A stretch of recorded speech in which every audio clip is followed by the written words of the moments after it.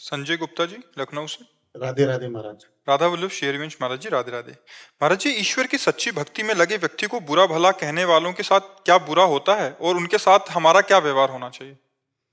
वैसे हमें लगता है कि जब हम भगवान के मार्ग में चलते हैं तो उसमें ट्रेनिंग यही दी जाती है। अब ट्रेनिंग ना लिए हो अपने घर में, वो आर्मी का जवान अपने को मानता हो तो बात अलग है, लेकिन जैसे आर्मी के जवान की ट्रेनिंग होती है, ऐसे भगवत पार्षद की ट्रेनिंग होती है कि यदि तुम्हें कोई गाली दे तो तुम उसका मंगल मनाओ, यदि तुम्हारा कोई अपमान करे तो तुम उसका सम्मान करो, यदि तुम्हारा कोई बुरा करना चाहे तो तुम उसका भला करो, तभी तुम में और उसमें अंतर होगा। क्योंकि उमा संत कहे यही बड़ाई, और मंद करत जो करे भलाई, करत जे अनसहन निंदक तिन्हु पे अनुग्रह कियो। जो हमारी निंदा करे स्वस्थ रहे, उसको कभी एक कांटा भी ना लगे। ये परमार्थ, ये भक्ति मार्ग, इसमें हमको एक चाटा तुम मारोगे तो हम यही कहेंगे भगवान तुम्हारी बुद्धि को शुद्ध करे, तुम्हारे जीवन मंगलमय हो। महाराज के दरबार से जुड़ा हुआ हूँ पिछले 15 साल से। हर बृहस्पतिवार वहाँ सेवा करता हूँ। उस दिन मतलब मैं कहीं कोई काम नहीं लेता, वहाँ सेवा करता हूँ। तो वहाँ उस बीच में हमारे साथ ऐसा कई बार हुआ कि ऐसे अपशब्द ऐसे कुछ बोला गया, मैंने वो छोड़ा नहीं। मैंने वो जो मेरा जो मार्ग, बिल्कुल बिल्कुल बिल्कुल अपने मार्ग में चले, कुछ मत बोले। क्योंकि एक दरबार वो जहां सेवा करते हो और एक दरबार वो जहां से गाली दिलाई जा रही, उसके हृदय में भी दरबार है, वहां से भी प्रेरित किया जा रहा है। वो आपकी परिपक्वता के लिए। भगवत पार्षद को ये बात ध्यान रखना चाहिए कि सम्मान निरादर आदर ही, निरादर और आदर में समान भाव, निंदा स्तुति में समान भाव, शत्रु मित्र में समान भाव, तभी वो परम लाभ प्राप्त कर पाता है। तो इसलिए हमको विरोध नहीं करना। मान लो बेमतलब बिल्कुल झूठा बोल रहा है, आपको चुपचाप मुस्कुराते हुए जाला कि प्रभु आप चाहे जितना कटु हो, चलो परीक्षा लो, हम आपकी शरण में, हम कुछ नहीं बोलने वाले, चुपचाप निकल गए। अच्छा, लौट के अगर भिड़ गए तो तुम में उसमें अंतर क्या रहा? तो इसलिए सहना तो पड़े। और अगर कह दे कि निंदा ना हो तो होगी निंदा, क्योंकि मार्ग ऐसा है। भगवत मार्ग में अगर 1000 लोग आपको नमस्कार करेंगे आपके कार्य को, तो 10-5 लोग तो ऐसे होंगे ही जो आपको गाली देंगे, पक्का गाली दे, आपको सहना पड़ेगा। सहत सहत बाढ़े भगति गृह तन गुरु हितगार। जो सहन कर गया उसकी भक्ति बढ़ती और भगवान को प्राप्त हो गया। रावण ने लात मारी, विभीषण जी सह गए, राम जी से मिलन हो गया। वही चेष्टा बनी कि राम जी से मिलन हो गया, नहीं हो गया? तो इसलिए हमें लगता है हमारे शास्त्र जो आज्ञा करते हैं हमको वैसे चलना है। यदि हम परमार्थ में, हाँ ये जरूर है कि कोई हमारे इष्ट की निंदा करने लगे, हमारी निंदा करे तो हम सह लेंगे, लेकिन हमारे इष्ट और हमारे गुरु की निंदा करने लगे फिर हम नहीं सहेंगे, फिर हम घूमकर खड़े हो जाएंगे। अपनी निंदा हम सुन सकते हैं, लेकिन अपने राष्ट्र की हानि, अपने गुरु की निंदा, अपने इष्ट की, ये बात नहीं सुन पाएंगे। ये जरूर छोड़ा हो, फिर इसमें कायरता प्रतीत होती है कि हमारे कोई इष्ट की, हमारे गुरु की निंदा कर रहा है, हम सुन के नहीं, फिर हम लौट पड़ेंगे। हमारी निंदा करो, हमारा अपमान करो, चलेगा, लेकिन हमारे इष्ट की, हमारे धर्म की, हमारे राष्ट्र की, हमारे गुरु की फिर समझ, फिर हम नहीं शांत। फिर जीवन क्या, फिर तो या तो दम नहीं है तो कान में उंगली डाली और भाग पड़े। तो इष्ट की अपमान वृत्ति, आराध्य देव या गुरुदेव की, ये तो नहीं सहन करना चाहिए, लेकिन अपनी अपमान वृत्ति को सह लेना चाहिए। संजय वालिया जी, राधा वल्लभ श्री हरिवंश। राधे राधे महाराज जी। गुरुदेव, जब आपने कहा था कि जुगल छवि और आप जैसे संत भगवान के सपन में दर्शन हो जाएं तो वो सत्य है, परंतु फिर भी ये मन मेरा परेशान क्यों रहता है? परेशान क्यों रहता है? नाम जप क्यों कम ज्यादा होता है? नहीं, परेशान किस में होता है? नाम जप पूरा नहीं कर पाता। पूरा कब होता है? अखंड। हाँ, तो आनंद की अनुभूति होती है, परेशानी थोड़ी होती है। जितना हो रहा है और जितना नहीं हो रहा उसमें हम बार बार प्रयास कर रहे हैं, तो इसकी भजन के प्रयास में आनंद अनुभूति होती है। उसमें असंतुष्टता, परेशानी, मतलब ऐसा नहीं होता। हम प्रयासरत हैं और भजन भगवान का कर रहे हैं, भगवान के आश्रित हैं। जितना मन संसार से जाता है तो उसको हटा करके हम नाम में लगाते हैं, तो ये तो हमारे आनंद का विषय है। परेशानी शब्द नहीं रखते हैं। परेशानी नहीं। जब हम भजन करने लगते हैं तो हमारे मन को पवित्र करने के लिए, मन को आह्लाद देने के लिए भगवान और भगवान के भक्तों का आगमन स्वप्न में और जागृत में होने लगता है। जागृत में महापुरुषों का सानिध्य, स्वप्न में संतों का कोई लीला, कोई छवि, कोई तीर्थयाटन, कोई गंगा आदि का दर्शन, ये धीरे धीरे हमारे मन को पवित्र कर, जितना जितना मन पवित्र होता जाएगा उतना उतना भगवदानंद आता जाएगा। पहले तो ये बात सोचो, मन को प्रसन्न रखना साधना है। संतुष्टा एन केनवा, हमारा मन असंतुष्ट ना होने पाए, परेशान ना होने पाए, प्यार से उसे समझा बुझा कर जहाँ जा रहा है वहाँ से हटाकर बार बार नाम में लगाना, मंत्र में लगाना, इसी को अभ्यास कहते हैं। तो हम परेशान शब्द का प्रयोग न करें, क्योंकि परेशानी तो संसारिक आदमी को होती है, परेशान तो संसारिक कार्य वाला होता है। हम भगवत मार्ग वाले, परेशानी थोड़ी होती है।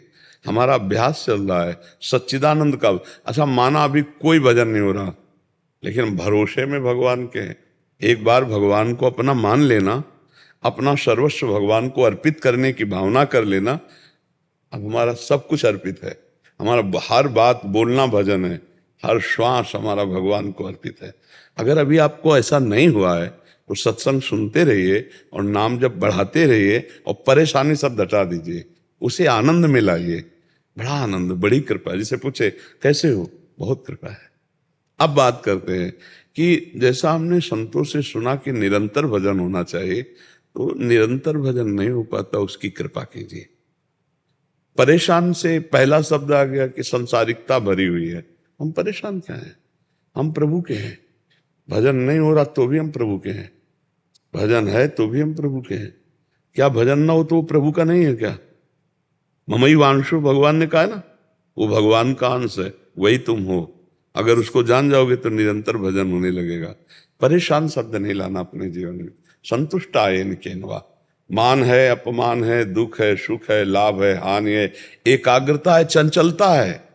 हमें सब में समान रहना है, शांत रहना, भगवद अंश है, तभी हम जीत पाएंगे माया को।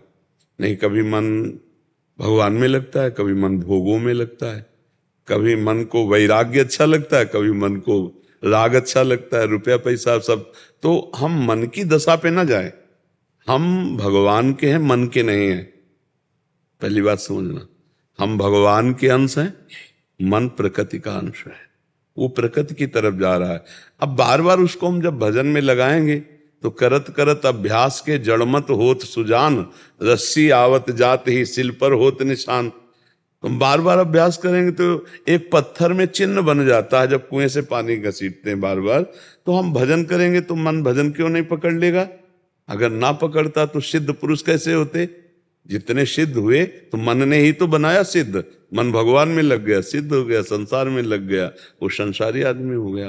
तो अभी आप संसारी आदमी नहीं हो, आपको स्वीकार करना है मैं भगवान का, मेरा सब कुछ भगवान का। और भजन में जितना प्रयास कर रहे हो उसको सफल बनाने के लिए धैर्य पूर्वक, उत्साह पूर्वक, आनंद पूर्वक भजन में लगो तो आगे बढ़ते चले जाओगे। परेशानी नहीं, कैसी भी परेशानी स्थिति हो, कैसे हो, बड़ी कृपा है। परेशानी स्थिति में भी कृपा कह रहा है, आनंद कह रहा है, तभी तो भक्त है। परेशान नहीं, किसी भी स्थिति में हम परेशान नहीं। जोई जोई प्यारो करे सोई में भावे। तो क्या हमारी परेशानी? प्यारे जैसी स्थिति, जिस दमे वो चाहेंगे तो हमें निरंतर भजन में डुबो देंगे। हम प्रयास करते रहे, हम कायर ना बने, प्रमादी ना बने, पर हम निराश भी ना हो और परेशान भी ना हो। समझ पा रहे आप? ज्योति जी दिल्ली से। राधे राधे महाराज जी। महाराज जी, हम अपने परमात्मा से क्यों अलग हुए हैं? इच्छा, इच्छा, इच्छा ने हमको अलग कर दिया। इच्छा छोड़ दो, अभी परमात्मा स्वरूप में हो जाओगे।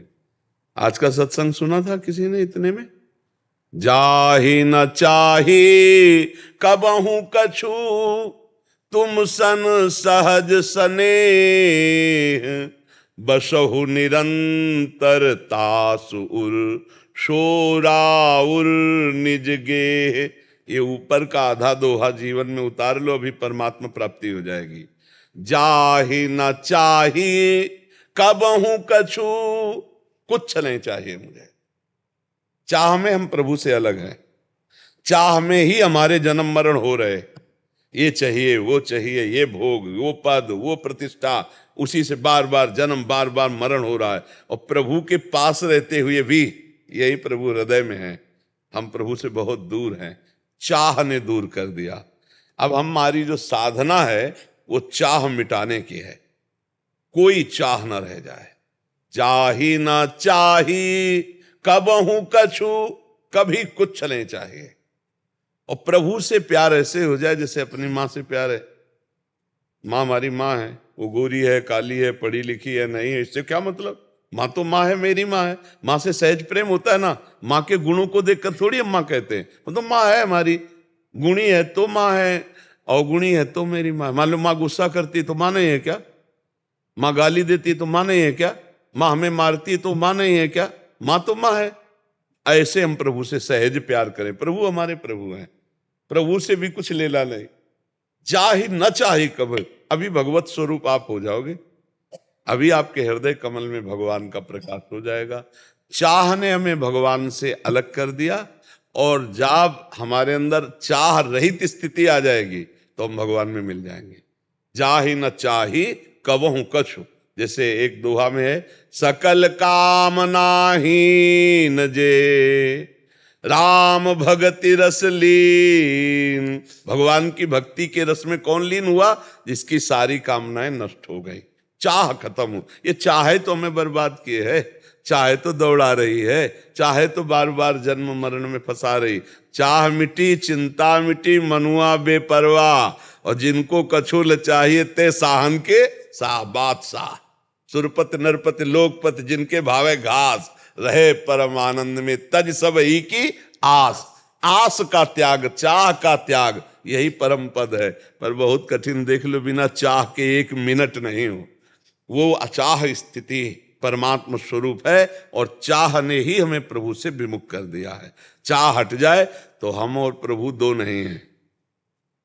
जैसे समुद्र और तरंग में वायु हट जाए, वायु हट जाए तो समुद्र समुद्र है ना, वायु घुस गई तो तरंग हो गई ना, तो माया आ गई। माया क्या? चाह, इच्छा, कामना, जरूरत, यही बस इसी में फंस गया। अब हम देह में अपने को मैं मान करके, और देह के भोगों को अपना सुख मानकर मानते हो जाए। ये मिल जाए तो काम चल जाएगा, इतना मिल जाए तो काम चल जाएगा। जब वो मिला तो चार बातें और खड़ी हो गई। नहीं, सोचा जाता है अगर 1 लाख रुपया मिल जाए तो काम, 1 लाख आ गए तो 10 लाख मिल जाए तो काम, 10 लाख आ गए तो 1 करोड़, करोड़ तो अरब बढ़ते चले जा रहे। चाह मिटी क्या? चाह बढ़ती चल, पूरा जीवन हो जाता है। चाह कभी पूर्ण नहीं होती, चाह का त्याग करना होता है। त्यागात शांतिरंतरम, जो ही चाह का त्याग हुआ ते शांति का अनुभव होने लगता है।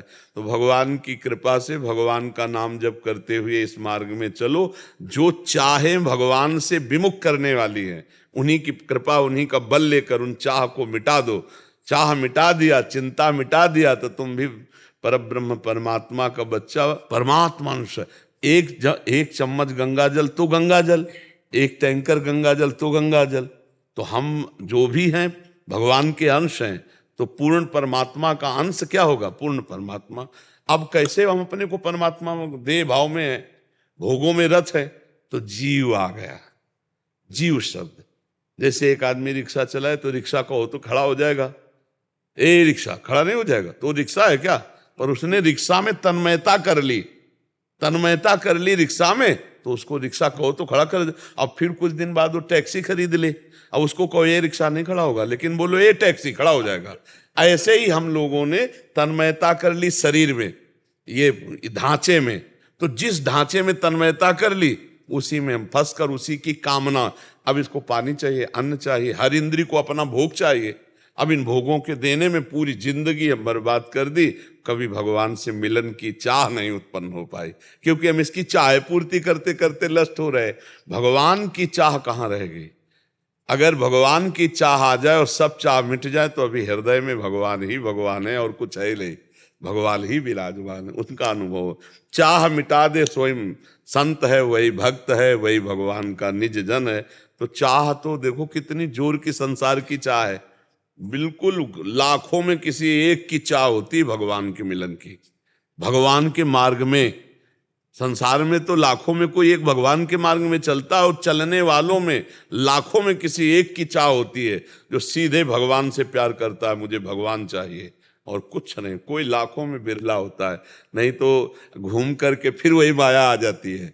चाह तो मिटाने आए थे और चाह को ऐसे बढ़ा दिया, सब मिट गए। चाह इतनी बढ़ गई कि भगवान के मिलन की चाहे नहीं रह पाई। तो जाहि न चाही कबहु कछु, तुम सन सहज सने, बसो निरंतर तासुर सो राउर निजगे। अगर भजन करके चाह मिटा दो तो ये प्रश्न खत्म हो जाएगा। चाह ने ही हमको भगवान से अलग किया है और चाह ही हमें भगवान से मिलाएगी। सब चाह मिटाकर भगवान के मिलन की चाह हो जाए तो हमारी बात बन जाए। समझ पाए बच्चा? हरिओम कश्यप जी, कन्नौज से। राधा वल्लभ श्री हरिवंश। राधे राधे महाराज जी, आपके चरणों में कोटि कोटि दंडवत प्रणाम। महाराज जी, ब्रिज के रसिक संतों ने मुखारविंद से हमने सुना है कि हमेशा श्री जी की कृपा सभी के ऊपर समान रूप से बरसती है, किंतु दैन्यता रूपी पात्र ना होने के कारण हम उस कृपा को सहज नहीं पा पाते। हे गुरुदेव, दैन्यता को अपने अंदर कैसे लाएं? रसिकों के संग से ही आती है। जब हम बड़े महापुरुषों को आदर्श मानकर भजन करते हैं उनकी आज्ञा से, तो हमें लगता है कि हमारा भजन उनके आगे क्या है।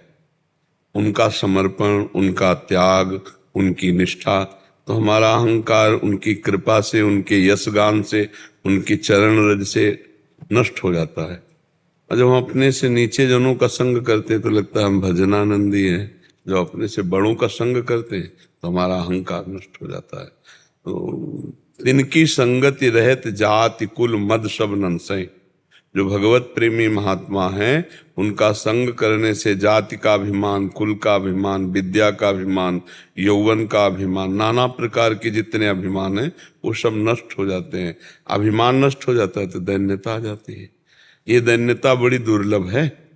जो तृणादपि सुनीचेन, ये दैन्यता, अपने को तृण से नीच मानना, दूसरों को सम्मान देना, किसी से सम्मान ना चाहना, ये भगवान के भगवत प्रेमी महात्माओं से ही प्राप्त होती है। तो संतों के संग में हमारे अंदर के अहंकार का नाश होता है। तो दो प्रकार से संतों का संग, एक बाहर जैसे ऐसे बैठ के और एक भक्तमाल ले गए और भक्तों के चरित्र पढ़े, तो उससे हमारा अभिमान नष्ट होता है।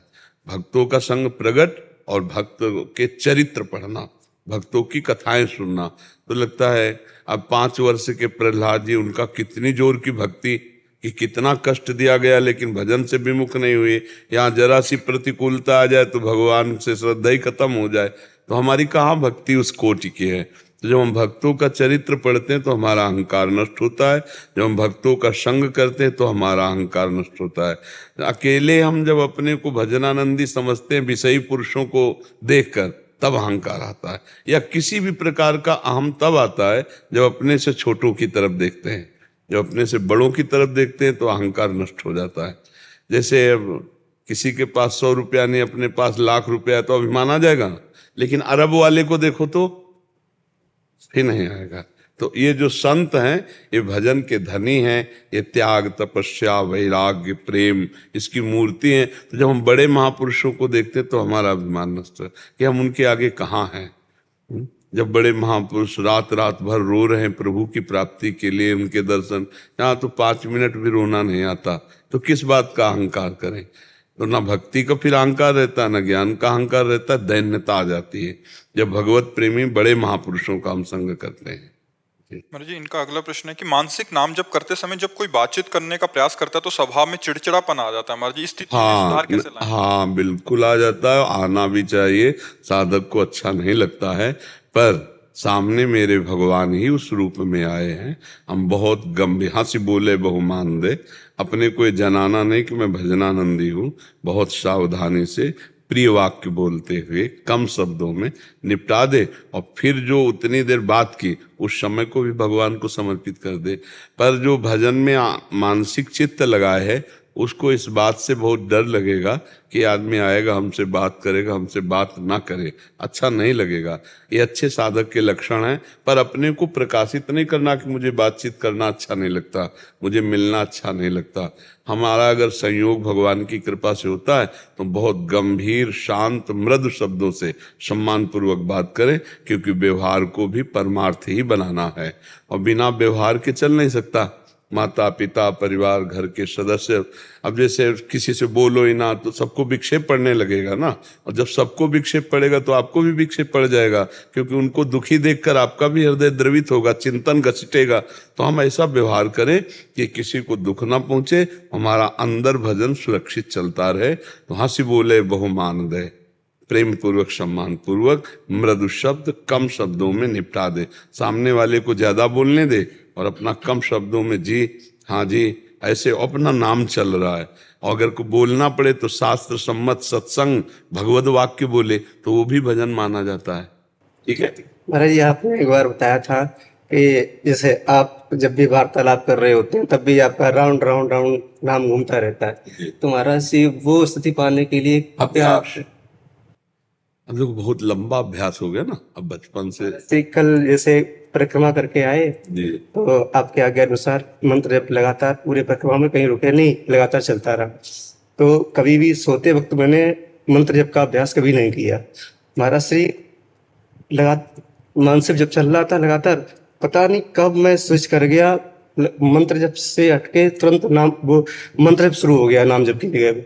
तो ये महाराज श्री मेरी कुछ भूल है कि क्या है? नहीं, इसमें देखना कि जैसे हम अपवित्र हैं तब हमें मंत्र में थोड़ा सावधानी रखनी, और पवित्र अवस्था में अगर कभी नाम चल रहा है कभी मंत्र चल रहा है, इसको रोका थोड़ी जाता है। मन सदैव एक में नहीं लगता है, जब तक परिपक्व नहीं हो जाता तो वो उसका चंचल स्वभाव है। तो बड़ी कृपा उसकी है कि चंचलता प्रभु में ही है कि कभी मंत्र जपने लगा कभी नाम जपने लगा, कभी नाम जपते जपते मंत्र चल गया, कभी मंत्र जपते जपते नाम चल गया। पर जब हम शौचालय में होते हैं, लघु शंका कर रहे होते हैं, हमें उस समय सावधान रहना है कि मंत्र हमारा ना चले, नाम जप उस समय, कैसे इस समय तो समझ रहे ना। हाँ, ये मन का नवम चाट है, तो बड़ी कृपा है कि वो संसार में न जाकर मंत्र में जाता है, नाम में जाता है। तो ये तो और अच्छी बात है, इसमें कोई गलत बात। और देखो बच्चा, पवित्रता पवित्रा ये कुछ समय के लिए है, बकाया जब शरीर भाव खत्म हो जाता है तो पवित्रता का कोई महत्व नहीं रह जाता भगवत चिंतन में। वो निरंतर मंत्राकार वृत्ति बनी रहती है। ये तो वहां तक पहुंचने के लिए नियम है, और जब वो पहुंच जाता है तो फिर इसका भी महत्व खत्म हो जाता है। तो खूब अच्छे से चलो, ये कोई अपराध नहीं है। काव्या जी दिल्ली से। राधे राधे। राधे राधे। महाराज जी, क्या रीति रिवाजों को करना व मानना आवश्यक है अगर किसी का लक्ष्य ही भगवत प्राप्ति हो तो? क्रम बाई क्रम छोड़ें। अब कक्षा 1 का विद्यार्थी पीएचडी वाला त्याग करेगा तो नहीं चल पाए। जैसे पीएचडी का आदमी एक पेन खोस ली, एक डायरी ले ली, लेकिन हम लोग जब कक्षा 2-4 में थे ना तो पूरा बस्ता होता था ना। कक्षा 1 में थे तो पाटी छुईहा और सबसे, और जब 4-5 में थे तो पूरा बस्ता लाद के जाते थे। जो आगे जो क्लास होता है उसमें, अब आजकल तो सब मोबाइल से हो जाता है। तो ऐसे ही परमार्थ का है, पहले हम सब कुछ लेके चलते हैं, परिवार, घर, पूरा सदस्य, लोक रीति, कुल रीति, वेद रीति। फिर धीरे धीरे जब हमारी भक्ति बढ़ती है तो लोक रीति, कुल रीति, वेद रीति से ऊपर उठती प्रीति रीति में। अगर एकदम हम छलांग लगाएंगे तो धम्म से गिर पड़ेंगे। हम धीरे धीरे क्रम बाई क्रम हम ऐसे चलते चले जाएं। अगर अभी मनमानी करोगे तो लोग उपहास करने लगेंगे, और उसको झेलने की सामर्थ्य है नहीं हृदय में। मान लो हमारी कोई निंदा करे, विरोध करे, उपहास करे, तिरस्कार करे तो हमारी भक्ति बाधित हो जाएगी, अभी बहुत कमजोर है। जब हमारी ये स्थिति आ जाती है तब न लाज तीन लोकन की, न वेद को कहो करे, न शंख भूत प्रेत की, न देव जच्छते डरे, सुने न कान और की, दृश्य न और इच्छना, निरंतर भगवदाकार वृत्ति। अब उस वृत्ति तक पहुंचने के लिए गुप्त रूप से पहले अपनी लोक रीति, कुल रीति, व्यवहार का पालन करता जाए। माता पिता परिवार कोई भी नाराज न होने पावे, आनंद पूर्वक गुप्त रूप से भजन बढ़ाते हुए आगे बढ़ो। अब जब दिखावा में आ जाएगा तो फिर परेशानी आ जाएगी। जैसे कल एक बच्चा आया, उसका पिता बहुत परेशान था, उसने राधा नाम के सिवा 1.5 वर्ष से कुछ बोला ही नहीं। 25 वर्ष का होगा, मतलब बोले ही नहीं। तो वो सामने प्रार्थना कर रहे थे कि एक बार हम इसको समझा दो कि हमसे बात थे, तो उसको समझाया। उनका राधे राधे। हमका बोल हमसे पहले कि जो हम कह रहे हैं वो करेंगे, तब वो 1.5 वर्ष बाद बोला आप जो कह रहे हैं वही मैं करूंगा। तो देखो इससे क्या हुआ, परिवार दुखी पर, तो भगवान ही तो सब में है। राधा राधा तो बोले नहीं, आवश्यक बात है तो बोल दिया। नहीं तो राधा राधा तो जप ही रहे। हमको थोड़ा ये दिखावे से बचना है कि कहीं हम में कोई दिखावा ना आ जाए, कोई ऐसी बात ना आ। यद्यपि वो बहुत सच्चा बच्चा भजन में लगा, वो दिखावे पे नहीं था। उसने एक बात पकड़ ली, रसना कटो जो अन्न रटो, मैं राधा के सिवा आप कुछ बोल नहीं सकता, उसने बात पकड़। पर ये बात गृहस्थी में नहीं चल पाएगी। माता पिता रिश्ते नातेदार आते हैं, आप केवल राधे राधे बोले, इसके बाद बोले ही नहीं तो सबको असंतुष्टता सी होगी। तो हमें लगता है मीठे व्यवहार से बोल लिया जाए, कोई परेशानी नहीं। जैसे हम आपसे बात तो कर रहे हैं ना, तो अब हमारा भी तो मार्ग भजन का ही है ना, तो हम अपना ये भजन इस समय समझ रहे। पहली बात तो ऐसा नहीं कि नाम नहीं चल रहा, जैसे तुम कह रहे हो, वो बताया ना एकांतिक में, एक दिमाग में बसी हुई चीज, जैसे आप सुन भी रहे हो और पीछे और कुछ भी चल रहा है।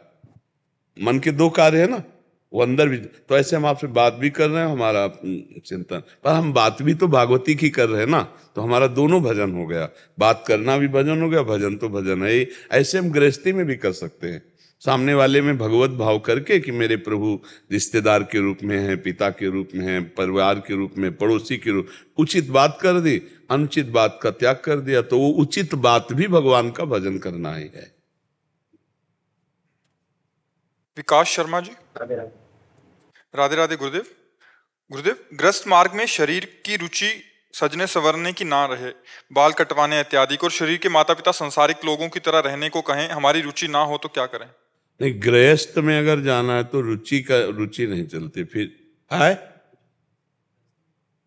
आवाज भी हटा के बोलो तो शादी हो चुकी, फिर नाटक हो जाएगा बच्चा, फिर नहीं करना चाहिए। अंदर से भजन करो। नहीं, अंदर से भजन की रुचि रखो। पहले क्या, वो जिस स्त्री का आपने पाणी ग्रहण लिया, पाणी ग्रहण ब्याह किया, तो पाणी ग्रहण का मतलब समझते हो ना, तो उस समय उसे बताया था क्या कि आगे हम बाल रखा के बाबा जी जैसा रहेंगे?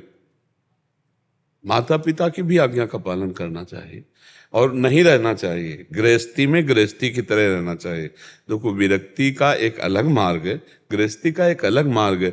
आप गृहस्थी में जटाएं रखा लें आप, तो वो नाटक ही माना जाएगा। विरक्त मार्ग है तो दो ही पद्धति, मुंडन करा लिया है तो बाहर रखा। गृहस्थी में गृहस्थी की तरह रहो और भजन करो तो आगे निकल जाओगे। समझ रहे हो? अब जैसे गृहस्थी में रह करके बनावटीपन न लाओ, हमें लगता है अच्छा रहेगा। गृहस्थी में पत्नी है पर, अच्छा जैसे आप ऐसे धीरे धीरे बाल बढ़े तो आप बाबा जी दिखाई दोगे ना।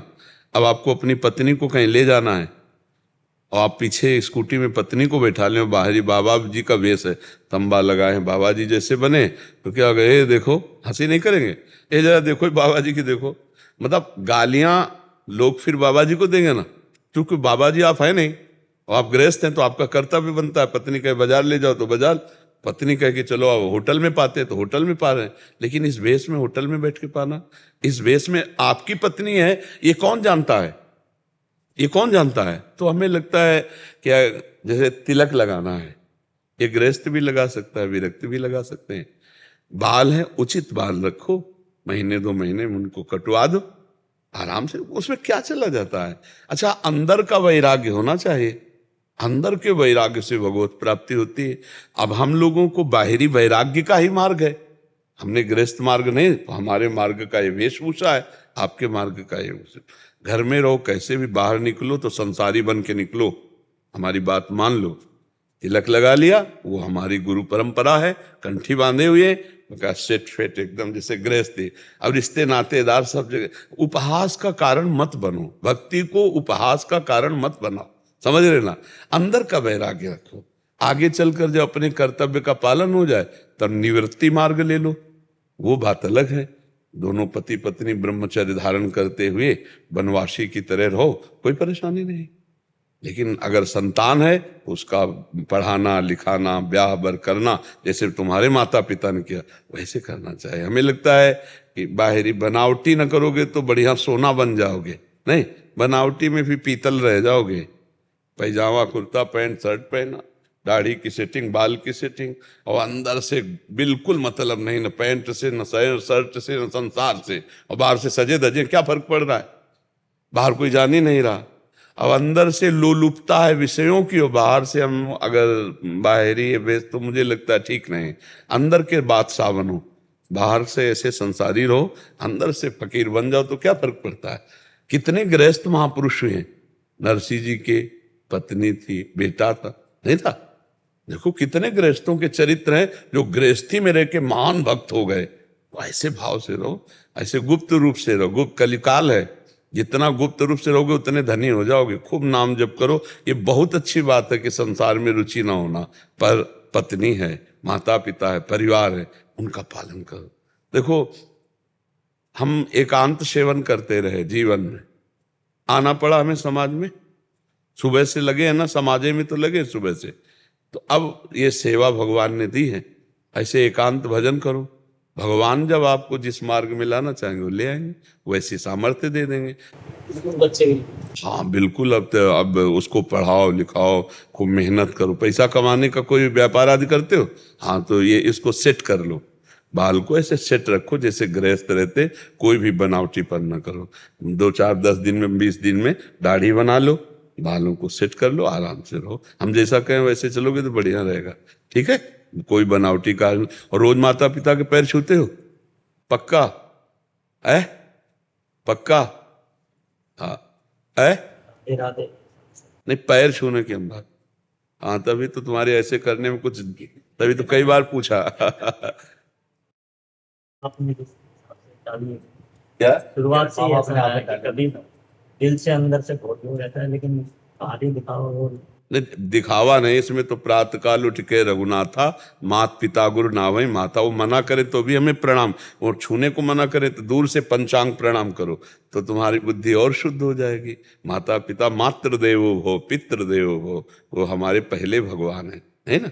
हाँ, अंदर से जो भजन करो और बाहर से व्यवहार में कमी न रहने दो। पूज्य जनों के पैर छो, झुककर हाथ जोड़ करके। अब जैसे माता पिता है, दूर से पंचांग प्रणाम कर लिया। मान लो पैर छुआना नहीं चाहते, कहा नाटक, तो दूर से पंचांग प्रणाम कर लिया, तो उससे तुम्हारे अंदर भाव बढ़ता चला जाएगा, ठीक है। सोनाली जी चंडीगढ़ से। राधे राधे महाराज जी। महाराज जी मेरा प्रश्न ये है कि अक्सर वैष्णव वेश देखकर परिवार वाले बड़े बड़े भक्तों से कंपेयर करने लगते हैं, बड़े बड़े भक्तों से तुलना करने लगते हैं हमारी, कि तुम मीरा भाई जैसी हो। उस वक्त मन में इतना विचलित होता है कि जिन भक्तों की हम चरण रज भी नहीं है उनके बराबर मुझे रख किसका देते हैं। प्रश्न? उस वक्त मुझे क्या करना चाहिए? हाँ बिल्कुल, ऐसे ही बुरा लगना चाहिए अंदर से। आज का सत्संग सुना, जब किसी का भजन बढ़ता है तो ये बड़ाई, ये नमस्कार प्रणाम, ये सब नहीं। उस समय अंदर ही अंदर कि हे भगवान मुझे सम्मान से बचाओ, हे नाथ मैं इन महापुरुषों की चरण धूल भी नहीं हूँ, और एक ऐसी बात करते हैं तो संसारी जन है, ये हमारे मार्ग के बाधक लोग हैं। सम्मानम कल्यात घोर गर्लम नीचा अपमानम सुधा, श्री राधा मुरलीधरो भज सके वृंदावन माते। सम्मान ये घोर विष है, सम्मान विष है, बहुत बचना चाहिए। आप तो अवतार हो, आप तो भगवान हो, आप तो सरकार हो, आप, ये सब नरक जाने वाली बातें हैं। भगवान सिर्फ भगवान नहीं है, दूसरा कोई भगवान जैसा नहीं हो सकता।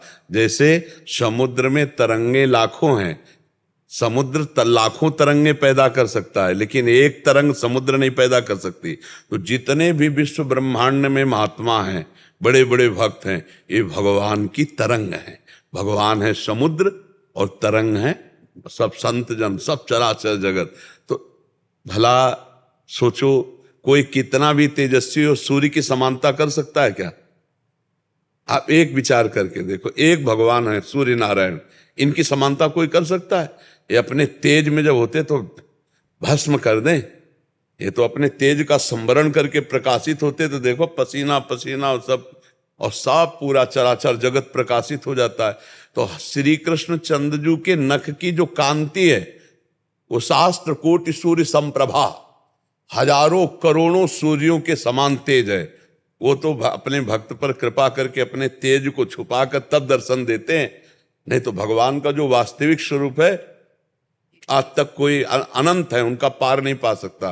तो ऐसे ही हम विचार करें कि जो भगवान के भक्त हैं वो कितने महान हैं जिन ऐसे भगवान को जो अपने प्रेम के अधीन कर लिया। हम तो उनका नाम जप कर लें, उनके आज्ञा के अनुसार चल लें, यही बड़े भाग्य हैं। जहाँ थोड़ी भक्ति हुई तो अरे ये तो बड़े भगत हैं, अरे ये तो बड़े भगवान हैं। ये तो भगवान की समानता कोई नहीं कर सकता। हम उनके दास हैं और भगवान के भक्तों के हम दासों के दास हैं। हमें ऐसा भाव रखना है। और कानों में जो ऐसे शब्द पड़े तो अंगुली डाल ले, अगर ऐसे समझे कि अंगुली डालेंगे तो उपहास करेंगे तो मन ही ना दे, अरे सब बेकार की बातें हैं। इस कहाँ हमारी सामर्थ्य, मीरा जी जैसी, नरसिंह मेहता, हम बन सकते हैं वैसे ही, क्योंकि हम भगवान के अंश हैं।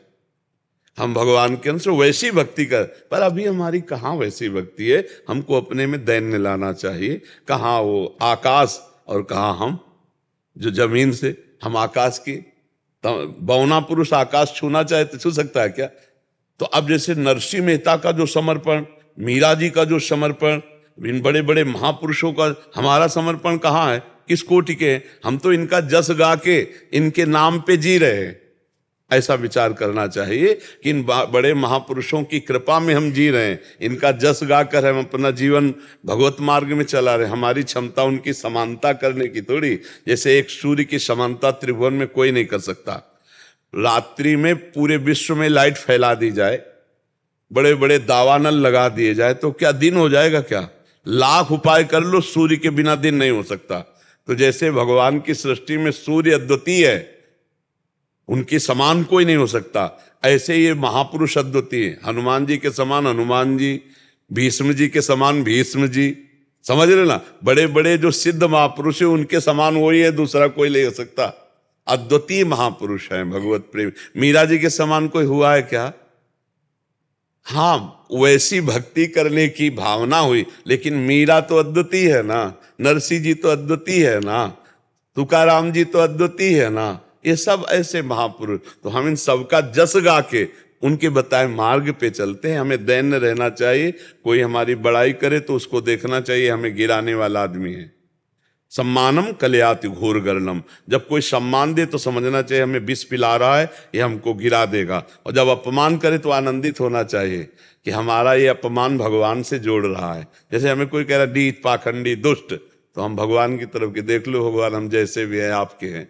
और जब कोई कहता सम्मान देता है तो देहाभिमान पुष्ट होता है, हम भगवान से विमुख हो जाते हैं। इसलिए सम्मान को विष कहा गया है और नीच पुरुषों द्वारा किया हुआ अपमान अमृत कहा गया है। क्योंकि जब अपमान होता है, निंदा होती है, तो सीधे भगवान में चित्तवृत्ति, और जब सम्मान होता है, यश कीर्ति होती है, तो देह अभिमान, अपने में गुणाभिमान आता है। तो इसलिए साधक को सावधान रहना चाहिए। आशिक जी गुड़गांव से। राधे राधे।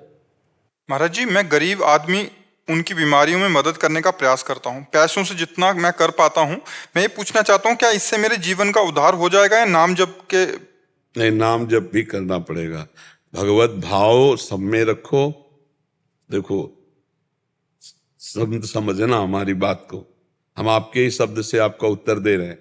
मैं गरीब आदमियों की सेवा करता हूं, ठीक है? इसमें मैं है,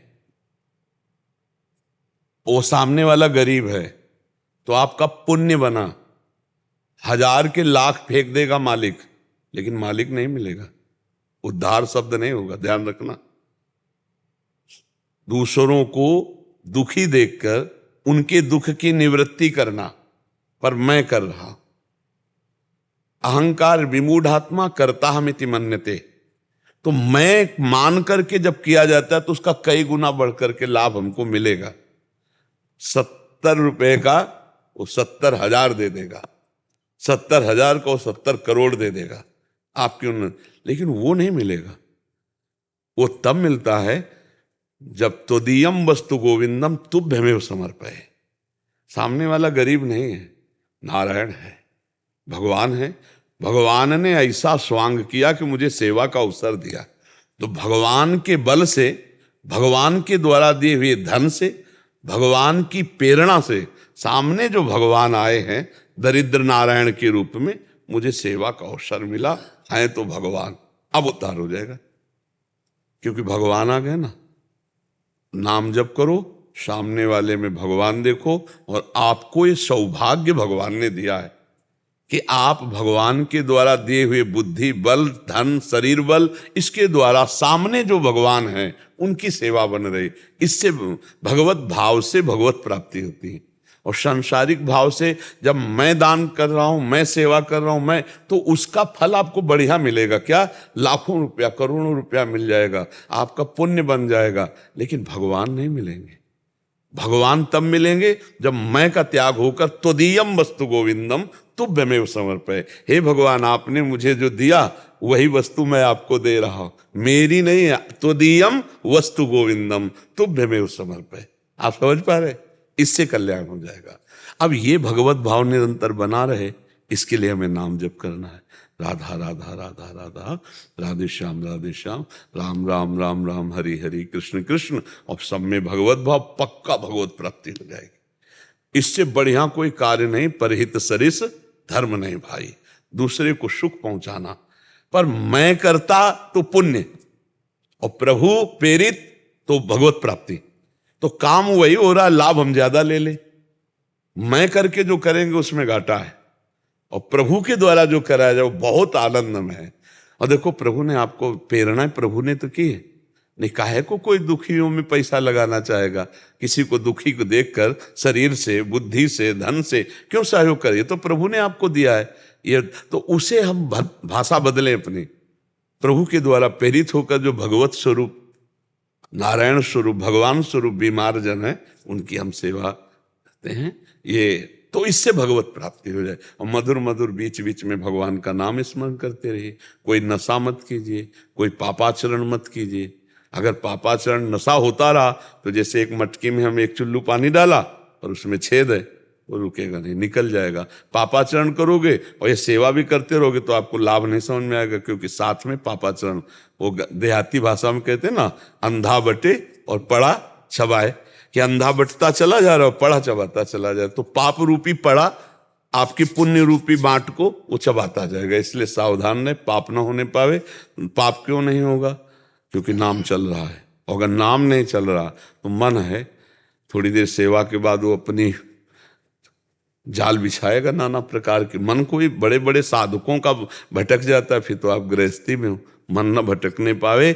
इसलिए नाम जप करो, और जो सेवा करे उसे भगवत प्राप्ति हो जाए, इसलिए उसे भगवत भाव से देखो। आपको प्रभु करवा रहे हैं, ऐसी भावना कीजिए। ठीक है? चैतन्य जी। राधे राधे। राधे राधे महाराज जी। महाराज जी, आज ये देखा जाता है कि जो लोग धर्म पूर्वक ईमानदारी से अच्छे कर्म करते हैं वे लोग दुखी रहते हैं, और इसके विपरीत जो ऐसा नहीं है, ऐसा नहीं देखा जाता। आप कितना देखें, कहीं ना कहीं तो लगता ही है, मतलब नहीं, मन को लगना है कल, वैसे भी नहीं ऐसा नहीं बच्चा, कभी कभी मतलब कुछ ना कुछ नहीं। तो बच्चा, जीवन की रचना दो में हुई है। जब हमारा शरीर रचा गया तो दो रचना हुई है, एक पाप और एक पुण्य, दोनों से मिश्रित बनता है। ये जो मानव देह बनता है ना, ये दो से मिला के बनाया जाता है, पाप और पुण्य। जो देव देह है ना, वो पुण्य से केवल बनता है। जो यातना देह नरक का है ना, वो केवल पाप से बनता है। और जो यहाँ मृत्यु लोक में जितने भी देह हैं, उनमें दो हैं, पाप और पुण्य। जैसे एक कुत्ता गली में डंडा खाता घूमता है, और एक कुत्ता है कि एसी गाड़ी में घूमता है। तो पुण्य और पाप दोनों का संयोग देखा जाता है ना।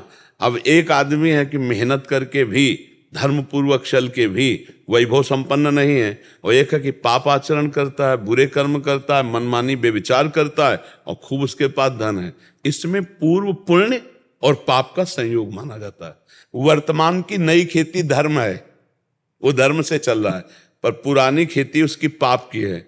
तो इस समय वर्तमान में धर्म करते हुए भी उसे दुख मिलेगा। वो वर्तमान में पाप कर रहा है, लेकिन पूर्व में पुण्य कर आया है, तो माला माल चकाचक दिखाई देगा। लेकिन ऐसा नहीं कि वर्तमान का पाप उसे गिराएगा नहीं, नष्ट करेगा। ऐसा नहीं कि वर्तमान का धर्म उसे सुखी नहीं करेगा, परम सुखी करेगा। जो पूरा संसार इतने के लिए ही जीवन बर्बाद किए, रोटी खाने को बढ़िया मिल जाए, पहनने को मिल जाए, और भोग भोगने को मिल जाए, और चौथी कामना की वाहवाही हो जाए।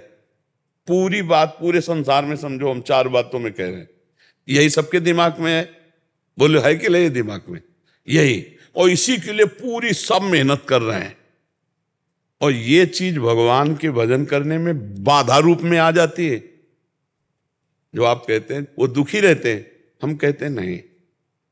जब हम धर्म में चलते हैं तो थोड़ी कसौटी होती, थोड़ी परेशानियां होती, लेकिन जैसे दुर्योधन युधिष्ठिर, महाराज युधिष्ठिर को कितना कष्ट दिए, 12 वर्ष का वनवास, 1 वर्ष का अपने मामा शकुन से मिल करके सब कुछ छीन लिया, लेकिन चक्रवर्ती सम्राट पर हस्तिनापुर के बैठे तो महाराज युधिष्ठिर ही, दुर्योधन का क्या सर्वनाश हो गया कि नहीं हो गया? तो थोड़ा धर्म से चल, अगर आप मौज मस्ती देखो कि आप पढ़ करके महाभारत में देखिए, जो दिखाया गया वो तो कम मात्रा में दिखाया जा ही नहीं सकता पूरा। पांडव वनवास में कष्ट पा रहे हैं और वो वहीं तंबू लगा के मौज मस्ती दिखाना चाहता है, क्यों? उसकी मौज मस्ती। लेकिन ह्रास, पराजय, नाश ये उसी का हुआ, जय धर्म की हुई। थोड़े दिन धर्मात्मा पुरुष दुखी दिखाई दे सकता है, लेकिन परिणाम उसका बहुत अच्छा होगा। यदि वास्तविक धर्मात्मा नौटंकी कर रहा है धर्मात्मा की, तो हम नहीं कह सकते। नाटक कर रहा है धर्मात्मा बनने का, तो हम नहीं कह सकते। मान लो माला में हाथ है और प्रपंच चल रहा है, माला चल ही नहीं रहा, से थोड़ी भगवान मिल जाएंगे। तो अब जैसे एक आदमी 1 लाख रुपया दान कर रहा है, तो धर्मात्मा है ना, लेकिन समझना पड़ेगा, अगर वो 1 लाख रुपया अपने नाम घोषित करवा करके, छपवा करके इसके, वो धर्मात्मा नहीं है, वो धर्म नहीं बनेगा उसका। हो गया उसका यश, तो सब गया पुण्य। तो ये भी बात है, धर्म को करते हुए धर्मात्मा पुरुष आगे महासुख को प्राप्त होता है, लेकिन पाखंड, नाटक, दंभ, दिखावा ये धर्म नहीं होता। तो धर्म बड़ा सूक्ष्म विषय है। 4 आदमी उसको कह सकते हैं कि ये धर्मात्मा पुरुष है, माला लिए है, ये तिलक लगाए, कंठील, मार बेईमानी अंदर चलती, प्रपंच चल रहा है, गंदे आचरण कर रहा है, तो दुखी होगा ही। आप कहोगे माला भी जपता है, वृंदावन भी जाता है, धर्म भी करता है, बड़ा धर्मात्मा। ऐसा नहीं, वास्तविक धर्मात्मा 4 दिन के लिए विपत्ति आ सकती है, क्योंकि शरीर की रचना पाप और पुण्य से, लेकिन परिणाम उसका बड़ा मंगलमय होगा, परिणाम बहुत आनंदमय होगा। ये हम अपने जीवन से कहते हैं और बड़े जीवन और औरों के भी जीवनों से कहते हैं। देखो सुदामा जी धर्मात्मा पुरुष हैं, 4 दिन की बात की उनको खाने को भी नहीं मिलता था, लेकिन परिणाम में जैसी द्वारिकापुरी वैसी सुदामापुरी हुई। समझ रहे ना? धर्म से चलने वाला एक दिन परम सुखी होता है। वर्तमान में जो पापाचरण करते हैं उनकी दुर्गति यहीं देख लो, विनाश हो जाता है, एक दिन सर्वनाश हो जाता है। और जो धर्म से चलता है वो दीपक की तरह भले जले, लेकिन धीरे धीरे वो प्रकाशित होता रहता है। इसलिए कभी ऐसी आस्था न बना ले, ऐसी भावना को, ये गलत भावना है। धर्म विजयी होता है, धर्मो रक्षति रक्षिता। पाप गलत होता है, आज नहीं तो कल, मतलब आज छुप गया तो कल गलत हो जाएगा, ये पक्की बात है। राधा राधा राधा राधा राधा राधा